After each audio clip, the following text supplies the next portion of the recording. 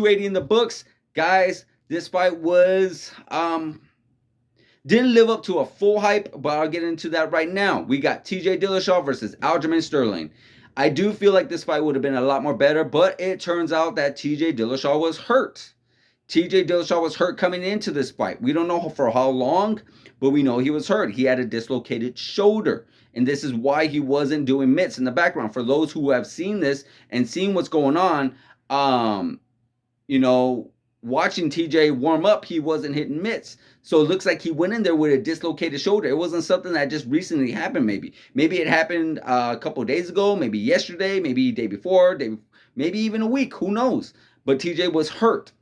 And Aljamain, he capitalized on that. You can't blame him for that. You can't go over there like, oh, well, he beat TJ or hurt TJ. Well, that's not his fault. He went in there to fight the opponent that's across from him. The guy that says he's ready. The guy that says he could beat him. The guy that says his time is now. So that's what he did. Aljamain Sterling went in there, pretty much was able to ragdoll TJ. I almost thought he was going to finish him in that first round.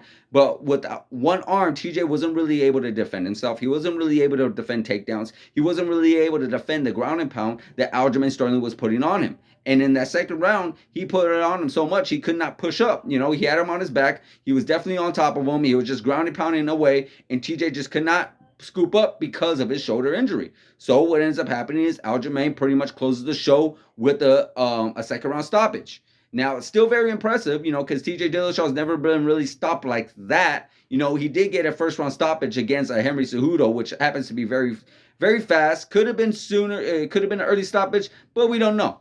But nonetheless, we could have seen it a little bit different matchup if TJ was a little bit more healthier. Because TJ does have some really great wrestling. TJ does have some really great boxing. Guys, I don't know if you know this, but TJ used to train with Lomachenko. You guys remember Lomachenko? Pound for pound #1, best boxer of all time at that time. In boxing, when he held all the belts at once, became the undisputed lightweight champion. Yeah, that Lomachenko. And he did really, really good against him. Just sparring and training with each other. So, TJ got some really good hands. He got some really, really good hands. So I believe this fight could have been a lot different if we would have saw TJ go in there being healthy and such. But unfortunately, he wasn't healthy. Unfortunately, he was hurt. So it definitely did play a factor regardless. We're not going to go in there and say, he could have beat him either way. Who knows? Maybe he could have, maybe he couldn't. But it definitely was a big factor for TJ, for him not being able to get that, be his full self in this fight.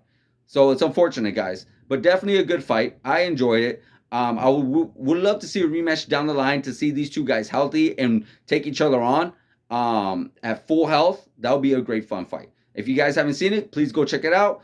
Let me know what you guys think in the comments. Like, subscribe, hit that notification button, guys, and I'll see you guys in the next video.